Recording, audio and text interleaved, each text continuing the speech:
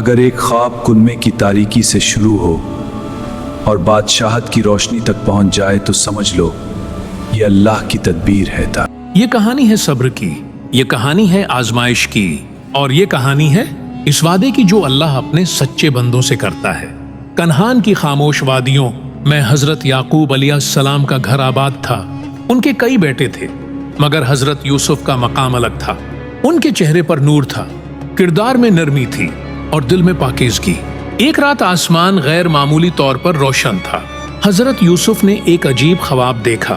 صبح ہوتے ہی وہ اپنے والد کے پاس گئے اور کہا، ابا جان، میں نے دیکھا کہ 11 ستارے، سورج اور چاند میرے سامنے جھک رہے ہیں۔ حضرت یعقوب نے خواب سنا تو ان کی آنکھوں میں خوشی کی چمک آئی، مگر ساتھ ہی فکر بھی جاگ اٹھی۔ انہوں نے کہا، بیٹا، یہ خواب اپنے بھائیوں کو مت بتانا، کیونکہ ہر دل میں محبت نہیں ہوتی۔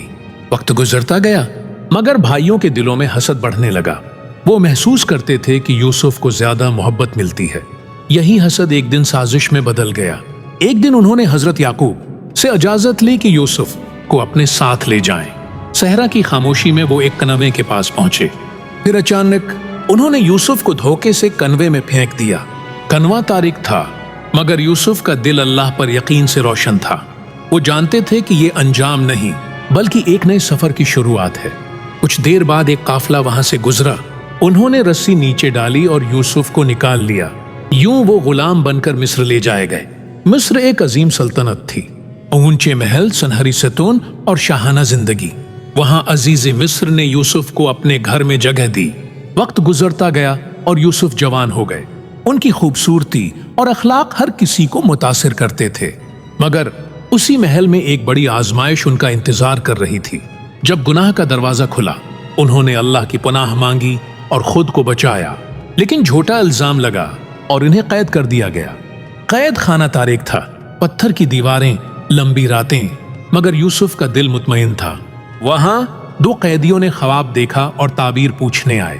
انہوں نے کہا، یہ علم میرے رب کی طرف سے ہے۔ سال گزرتے گئے، پھر ایک دن مصر کے بادشاہ نے ایک عجیب خواب دیکھا۔ کوئی بھی تعبیر نہ بتا سکا۔ تب ایک قیدی کو یوسف یاد آئے۔ انہیں دربار میں بلایا گیا۔ یوسف نے خواب کی تعبیر بتائی۔ 7 خوشحال سال آئیں گے، پھر 7 سال قحط کے ہوں گے۔ انہوں نے ایسا منصوبہ دیا جس نے پوری سلطنت کو بچا لیا۔ بادشاہ حیران رہ گیا۔ اس نے یوسف کو خزانے کی ذمہ داری سونپ دی۔ ایک قیدی اب مصر کا نگہبان تھا۔ سالوں بعد قحط آیا۔ لوگ دور دور سے اناج لینے مصر پہنچے۔ ایک دن ان کے اپنے بھائی بھی آئے۔ انہوں نے یوسف کو نہ پہچانا، مگر یوسف نے سب پہچان لیا۔ یہ بدلے کا وقت ہو سکتا تھا، لیکن انہوں نے معافی چنی۔ انہوں نے کہا، آج تم پر کوئی ملامت نہیں۔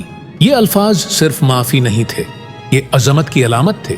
آخرکار حضرت یعقوب بھی مصر آئے۔ وہی خواب جو بچپن میں دیکھا گیا تھا اب حقیقت بن چکا تھا۔